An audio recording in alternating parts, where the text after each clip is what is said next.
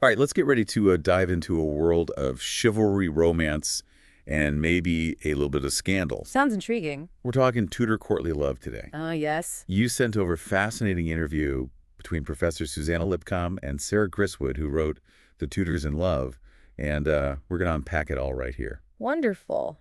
We're talking knights, pining for ladies' elaborate displays of affection poems that could make even the most stoic heart swoon. It does sound quite romantic, doesn't it? Now, you might be thinking courtly love. Isn't that something from those old King Arthur stories? Right out of Camelot.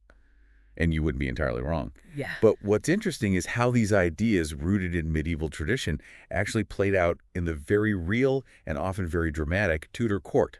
Right? Some scholars see courtly love as just a literary game, a set of rules and conventions for storytelling. Just a trope. Exactly. But Griswood argues that it actually had a real impact on how people behaved, especially in a world as complex and high stakes as the Tudor court. The stakes were certainly high back then. Think of it like a beautifully choreographed dance, Oh, I like that. where every gesture, every word is imbued with meaning. Meaning and consequence. Yes, and in this dance, women, despite their limited options in Tudor society, could actually wield a surprising amount of power, More than you might think. precisely like Elizabeth of York, Henry VII's queen.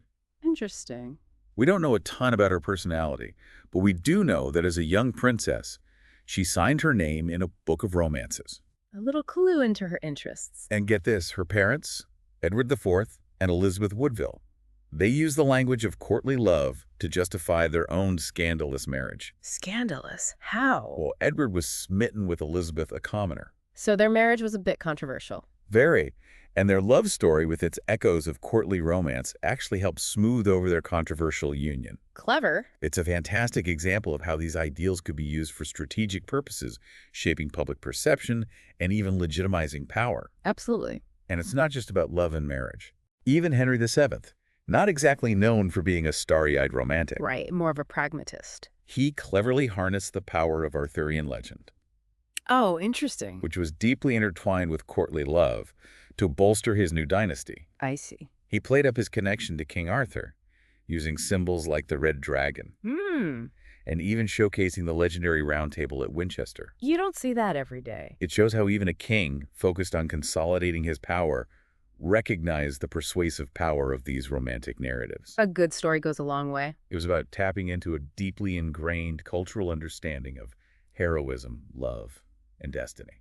Powerful stuff. Then, of course, we come to Henry VIII, Oh, yes. Can't forget him. a king whose love life was anything but conventional.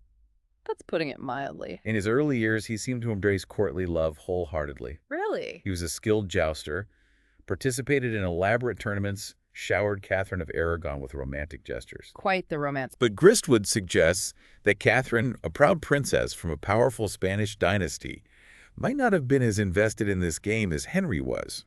Maybe she saw through it. It raises an interesting question.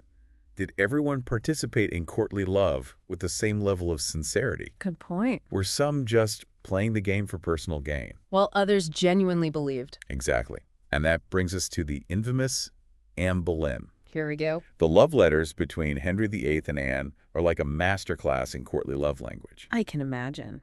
Henry, a king, writes to Anne as her humble servant, pouring out his heart, yearning for her favor. A king as a servant, how ironic. He even drew little hearts in his letters. No way. Imagine a king doodling hearts. That's amazing. What a find. What's fascinating is how Henry, the most powerful man in England, deliberately adopts the persona of a lovesick suitor. It's quite a contrast, isn't it? It speaks volumes about the power Anne held within their dynamic. Definitely.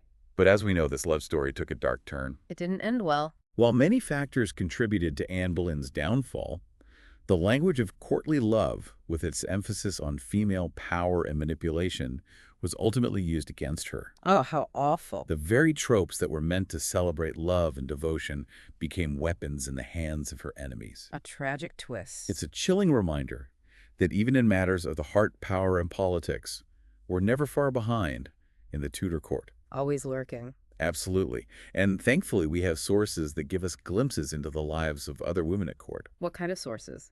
One is the Devonshire Manuscript, a collection of poems circulated among the ladies of Henry VIII's court, including Anne Boleyn and Margaret Douglas. Poems written by women. Yes, it shows that courtly love wasn't just a male-dominated game. Right. Women were actively participating in and perhaps even subverting the conventions of courtly love to express their own emotions and experiences. Expressing themselves in a world that tried to silence them.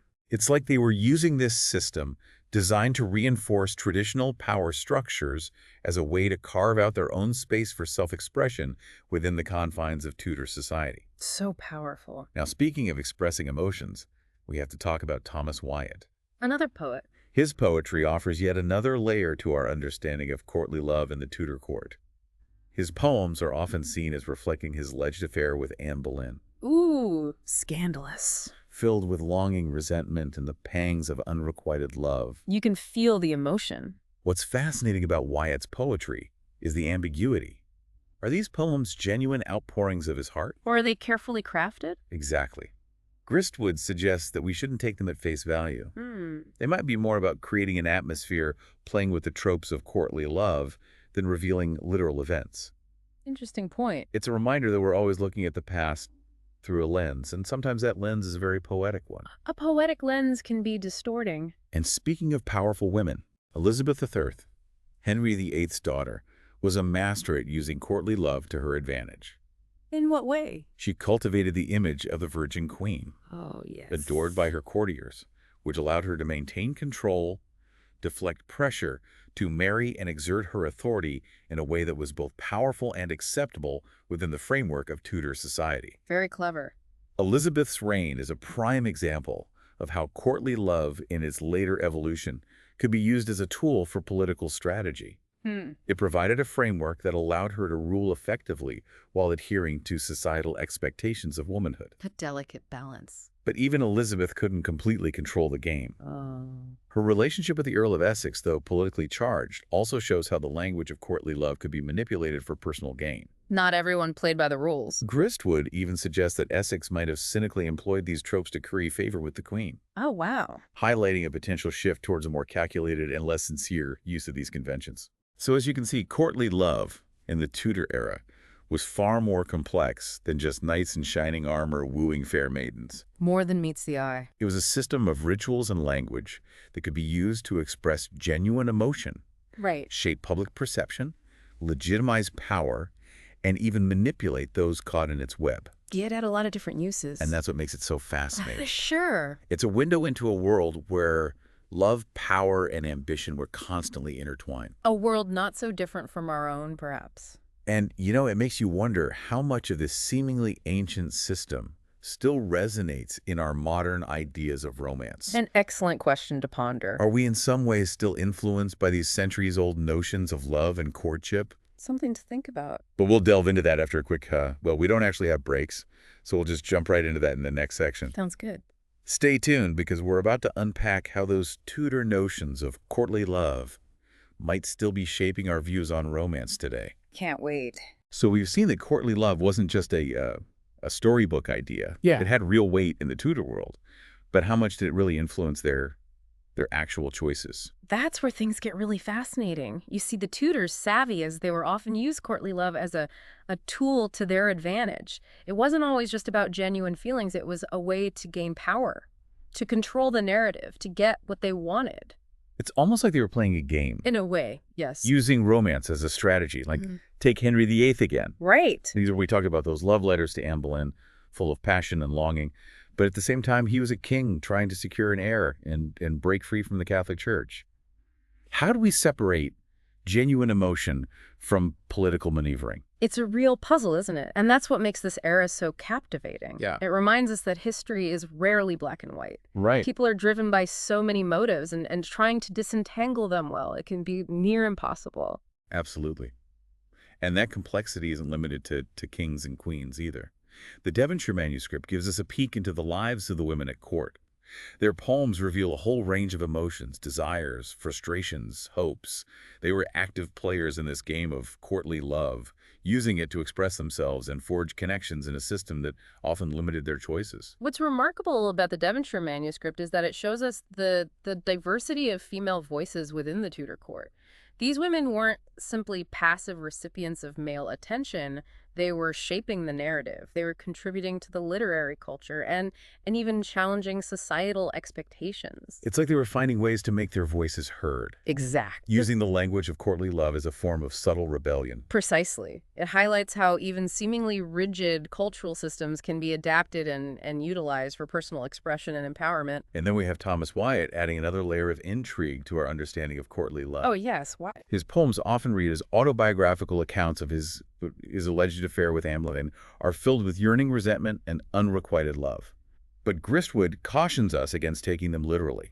She Right. suggests that. Wyatt's work reminds us that even deeply personal expressions can be filtered through the lens of art and convention. It's like we have to question how much of what we perceive as historical truth is really shaped by the way stories are told and preserved. It's like trying to understand a rumor. Yeah, How much is fact? How much is embellishment? How much is deliberate manipulation? exactly. And that's what makes historical inquiry so fascinating. Mm. It's not about finding those definitive answers. It's about exploring ambiguity, considering different perspectives, and acknowledging the limits of what we can truly know. But even with those limitations, we can glean incredible insights. Look at Elizabeth III, a master at leveraging courtly love to her advantage. Oh, absolutely. She cultivated the image of the Virgin Queen, adored by her subjects, which allowed her to rule effectively while navigating the treacherous waters of Tudor politics. Elizabeth's reign demonstrates how courtly love in its later form became a strategic tool for maintaining power and stability. It provided a framework that allowed her to exert authority while meeting societal expectations of womanhood. Yet even Elizabeth couldn't entirely control the game. Her relationship with the Earl of Essex, while undeniably political, also illustrates how the language of courtly love could be manipulated for personal gain. It suggests a shift in courtly love as it moved from the medieval period into the Renaissance. The sincerity of earlier expressions may have given way to a more calculated and self-serving use of these conventions. So we've seen how courtly love played out in different relationships across the Tudor era, from Elizabeth of York's early exposure to its ideals to Elizabeth III's masterful manipulation of the game. It's evident that this system of romantic rituals left a lasting impact on the era. What's crucial to remember is that courtly love wasn't static. It evolved over time, shaped by power dynamics, personalities, and the unique context of the Tudor court. It's a testament to its adaptability and enduring appeal. And that enduring appeal makes you wonder, did courtly love truly disappear, or does it still linger in our modern notions of romance? Now, that's a question worth pondering. As we'll explore, the legacy of courtly love might be more pervasive than we realize, influencing our expectations of love relationships. And even the stories we tell about them. Think about the romantic comedies we watch, the songs we listen to, the novels we devour. How many of them echo the themes of unrequited love, passionate declarations, the pursuit of an idealized beloved, all hallmarks of courtly love literature. It's almost as if those ancient tropes have been woven into our modern understanding of romance. Exactly. That's what makes this topic so fascinating. It's not just about deciphering a historical phenomenon, it's about recognizing its enduring influence and how it continues to shape our own perceptions of love and relationships. And speaking of influence, one of the most compelling legacies of courtly love is its impact on literature and the arts. Think about Shakespeare's plays. Yeah. Romeo and Juliet's forbidden love, the passionate sonnets, the tragic endings. How much of that do you think is inspired by the tradition of courtly love? Shakespeare was undeniably influenced by the literary conventions of his time, and courtly love was a major part of that tradition. From the star-crossed lovers to the grand declarations of adoration, we see echoes of courtly love throughout his work. And it wasn't just Shakespeare. Countless artists, writers, and musicians have drawn inspiration from these themes, adapting them to reflect the changing social and cultural landscapes of their own times. So even though the Tudor era is long gone, it seems courtly love still echoes in our culture. It speaks to the power of these ideas to transcend time and continue to shape our understanding of love relationships and the stories we tell about them. Absolutely. And I think it's important to remember that while courtly love might seem antiquated, it speaks to a fundamental aspect of human nature. Our desire for connection, our longing for romance, and our fascination with stories that capture the complexities of love and loss. These themes are timeless and universal, which explains why they continue to captivate us centuries later. It's a reminder that even though societies change, certain human experiences remain constant.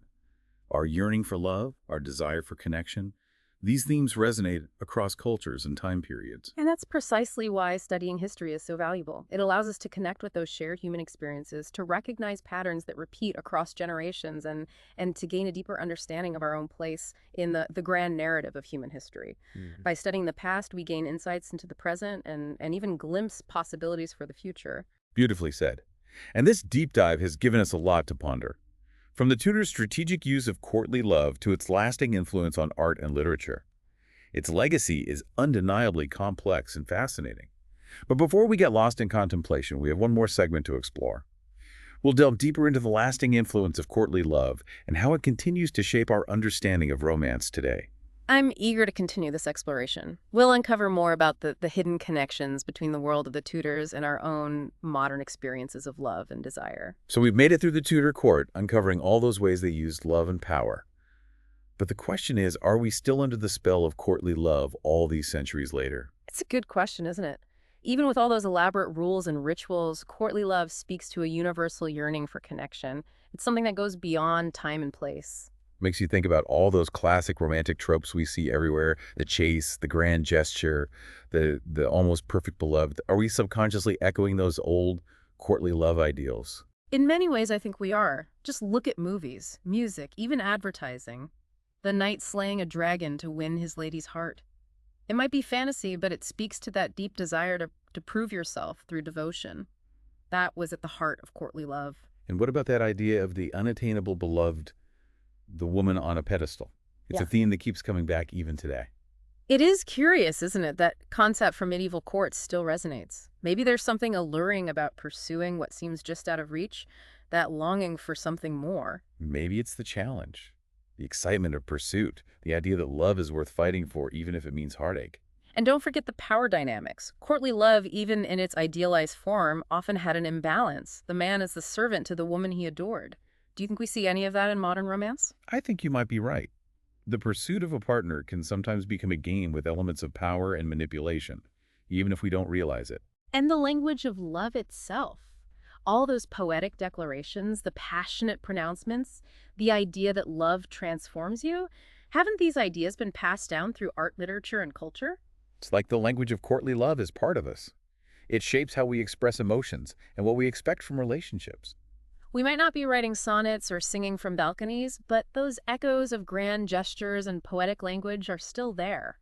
So are we just reenacting these old scripts following rituals of courtship that were established centuries ago? It really makes you think, are we truly free in how we express love, or are we influenced by traditions we don't even realize are there? I don't think it means our experiences are just repeating the past, but we should think about those cultural forces that shape how we understand love, desire, and relationships. Understanding where these ideas came from can give us a better perspective on our own lives. It's like peeling back layers, uncovering those connections between then and now. And seeing those connections can be really powerful. It helps us look at our beliefs about love and question assumptions we might have inherited without knowing it. So as we wrap up our deep dive into Tudor courtly love, what's the one thing we want our listeners to take away? Here's something to think about. Next time you see a love story, whether it's a book, a movie, or even in your own life, look for those echoes of courtly love. Those themes of longing and pursuit, the interplay of power. You might be surprised by what you find. It reminds us that the past is never truly in the past. It shapes who we are in ways we might not see. It influences our thoughts, our behaviors, even how we experience love and romance. So keep exploring, keep questioning, and keep diving deep into those fascinating connections that link us to history. Thanks for joining us on The Deep Dive.